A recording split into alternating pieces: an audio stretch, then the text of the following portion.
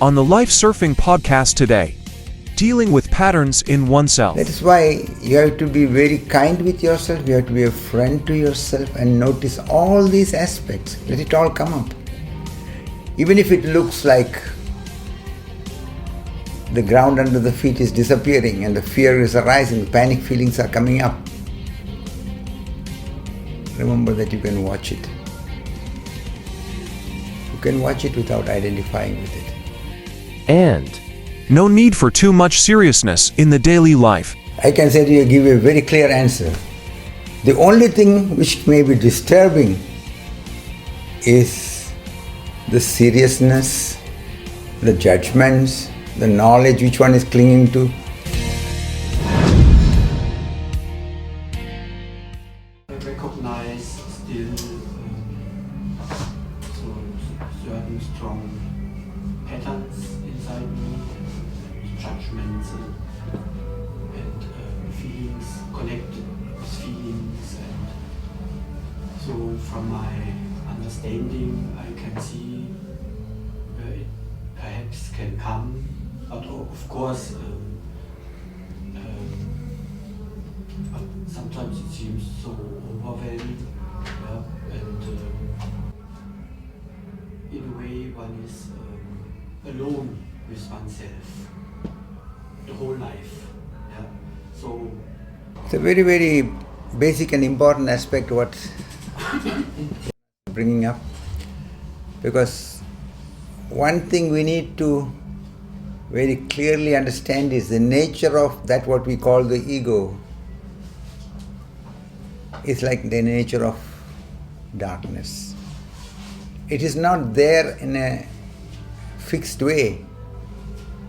It is existing together with our projections, our imaginations, our fantasy, and also the idea of ourselves which we have collected, which is the basis for our being in the game of the world. So to see that and also not hold to it is a very challenging factor, because when we are not holding to it, the feeling of, so I am alone, I have nothing to hold, there's no security, then the fear arises. Anybody can do anything what they want with me. Everybody seems to be so sure and I am a little insecure. So what is important is to see that you don't make it into a fight and you don't approach it as if you have to change yourself. Instead, bring the understanding.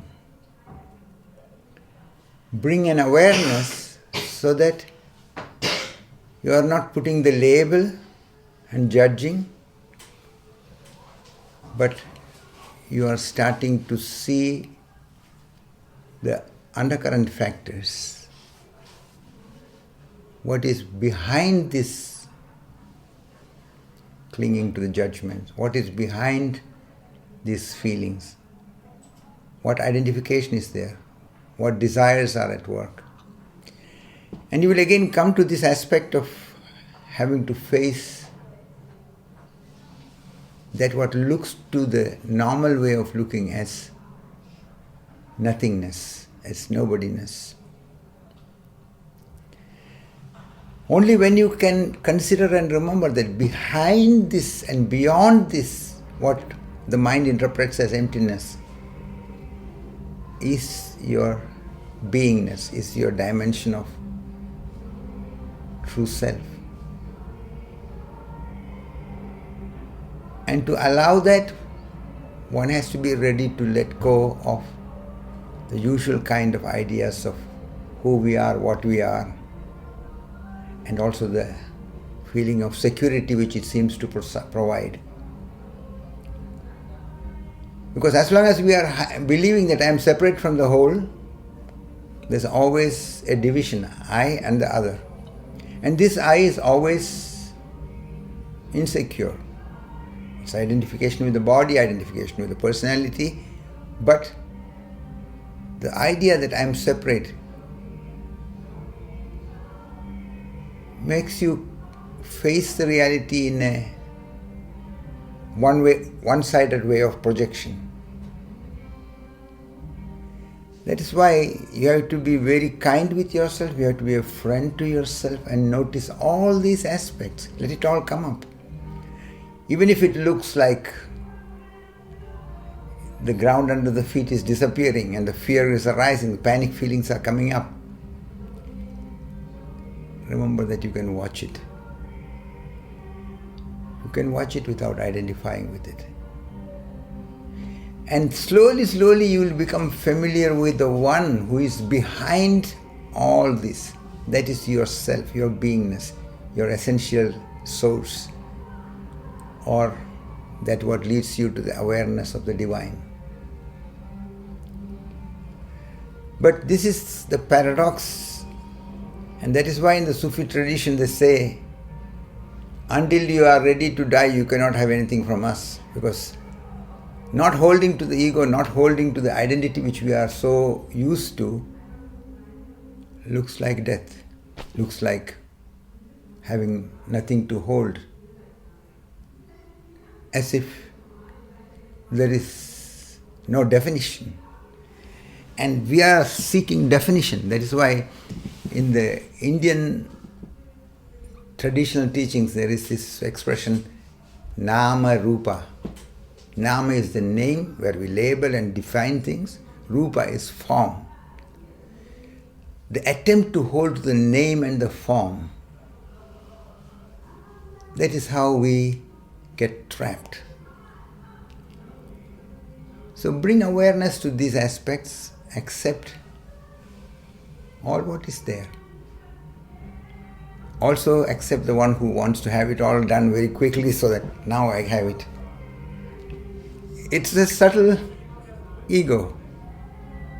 So once you can see that and you start smiling, you start seeing how the subtle idea of the I, which is separate, is coming from the back door, and suddenly you are in the grip of it. So let all the things arise, because what comes up is not in your hand. The only thing what you can do and you need to take care is that you are present to it. You don't identify with it. In this way you don't let the life energy get trapped in it. And that is a very important basis.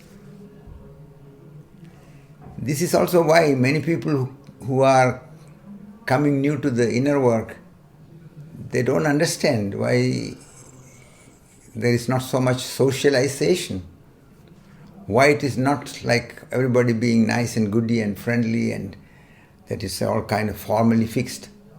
The deeper teachings are connected with going beyond the ego. The ego seeks attention, the ego seeks some hold, the ego wants to settle. So in the inner work you can see the inner friend is responding in so many ways, which for someone who is from outside will look, what kind of strange behavior. This person is not so kind to somebody or not so friendly to somebody in the usual way. But the kindness and the friendliness is of a deeper nature, to help the person see the expectations, see the fears, see the settlements. And once you are recognizing that, that is the work. That is where you have the chance to become free. That is the move towards the transcendence, transcending the duality, transcending the illusion, transcending the misunderstanding that I am separate from the whole. So when you relax with all what is, not identifying with this or that, then you come more and more in peace with yourself. That is what relaxation in a deeper sense means, that you are not caught in any effort to fight, to change, to determine, to control. But you are with everything what is there. And the interesting thing is, when you experientially go into it, you see that it is not that you are running away from life. It is not that you are cutting yourself from the reality.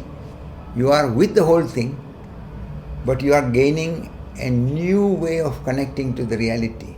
Because you are gaining a chance to see your mind, to see your inner automatism,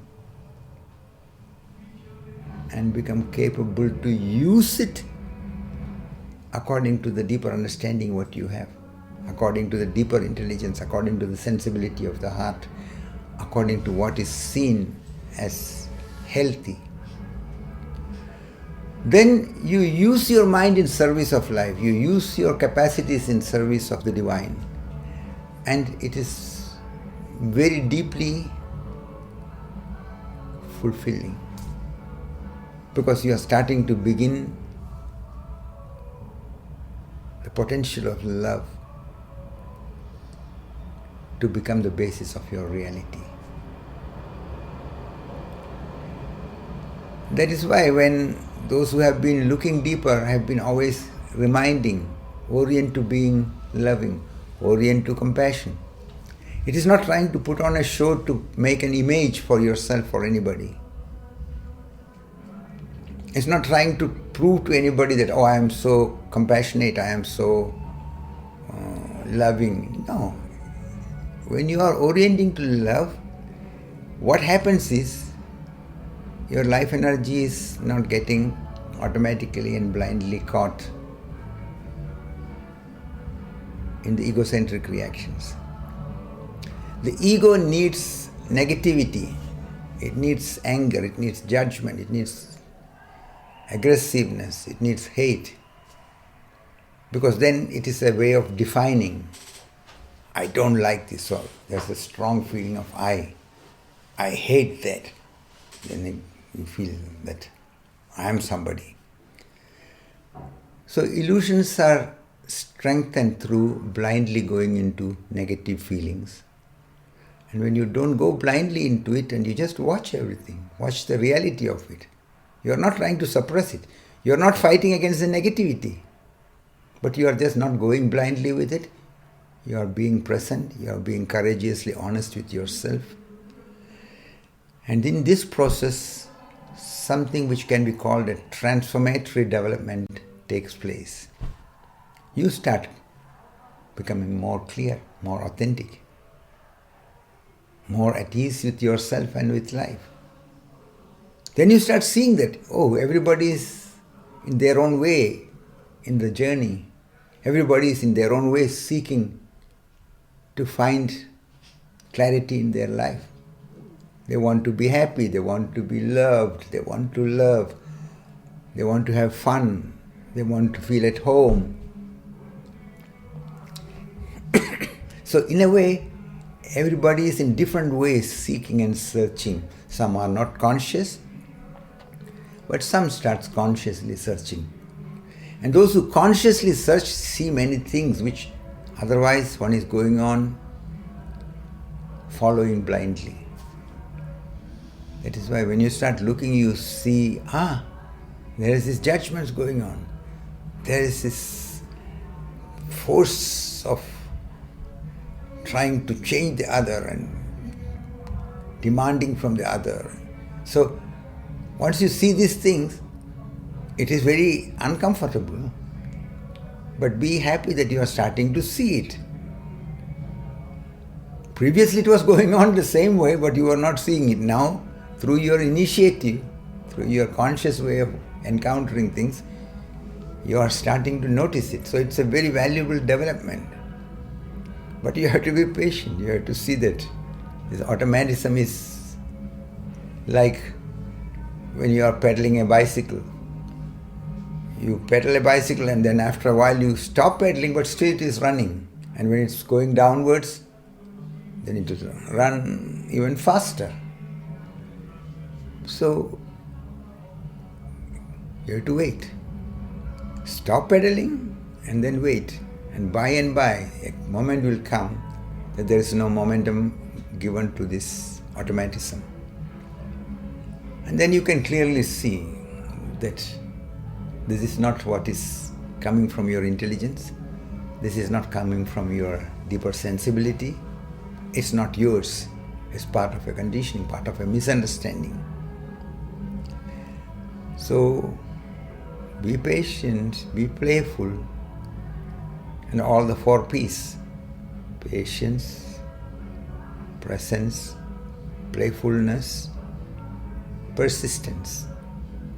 Today Dana is not there because whenever I say this, she is immediately getting a little alert because I had been insisting to her about it.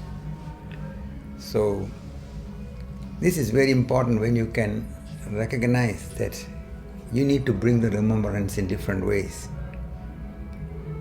And slowly, slowly you find that the fog is disappearing. The sky is getting clear.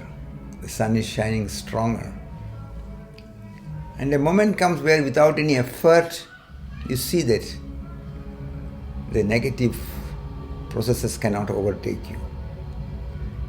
And it is like it is said many times that when you entertain certain guests by giving them something to drink, something to eat, then they come.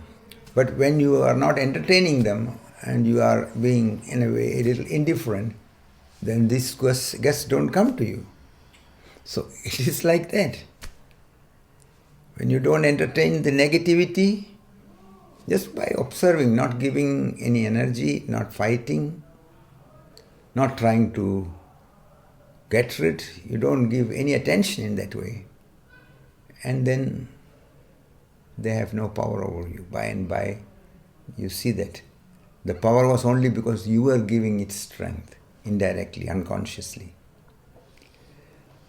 And then, slowly, slowly, without your being even alert that something is like that opening up and happening, you see that the past has no overwhelming grip on you. And that is how you realize the love. And that what is indicated with the word God, the word divine, the word Ishvara or Allah or Great Spirit or the Source. Then you see that, okay, different people are indicating different expressions according to the way they were in. And all of them are valid because it makes sense to somebody. But as you can also see, people can misunderstand and get trapped in words. And also, on the basis of this misunderstanding, get into all kind of destructive processes. And that's what we are seeing in the world. People who are trapped in their one-sided way of looking at things believe that the way they see is the reality, and the solutions which they have which come in their mind is the reality, the answer. And then they justify their hate, they justify their anger, they justify their violence. So only those who are starting to look and consider what is happening in me, what is my reality, what is my connection to the nature, what is my connection to the wholeness of this, what we call the world. Then slowly, slowly, it's a movement beyond the entanglement in the non-duality.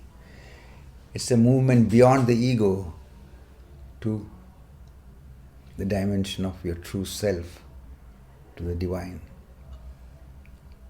So continue to face all the things, and whenever you can have a little smile, watching your impatience, watching the one who wants to have it very quickly managed,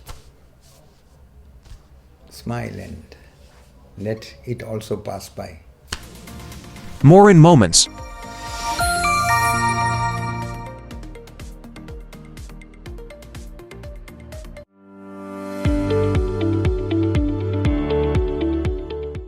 Did you already know that besides the life surfing seminars, workshops, and talks, you can also book individual sessions with Bhashkar directly in person or over Zoom? For that, please contact Noria under the email address or over the phone 0497617096665. In case you want to write an email, you find the email address in the podcast description.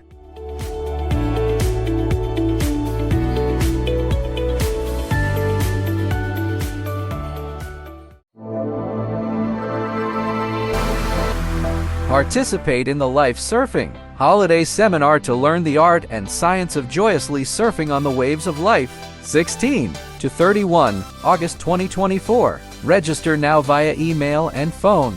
More info in the comments.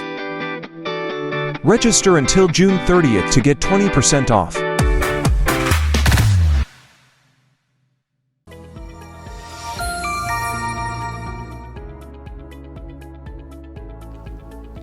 Any other question? And anyone who is participating from here or from elsewhere? Anything is there? Yeah.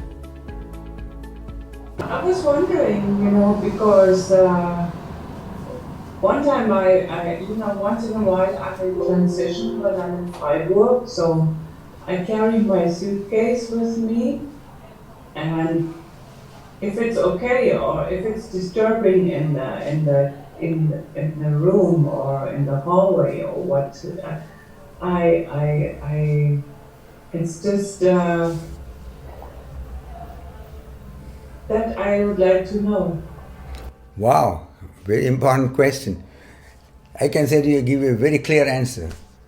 The only thing which may be disturbing is the seriousness, the judgments, the knowledge which one is clinging to.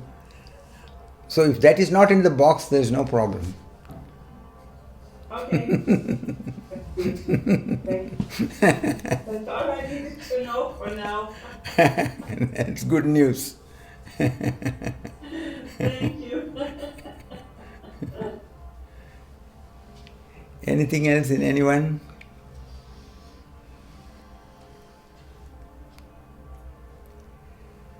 If nothing else is there, we sit the next 20 minutes wakeful and present to all what is here now, all what is arising, all that what is occupying your energy, all that which you are feeling identified. Notice it all. Don't try to change it, but also don't identify with it.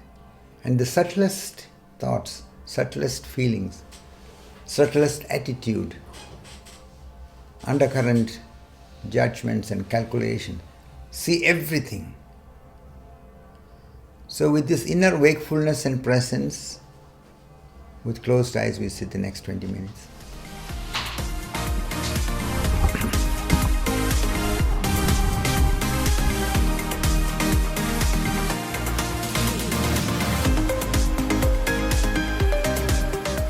The Life Surfing Podcast will be back next week. In the meantime, make sure that you're following us right here on Spotify,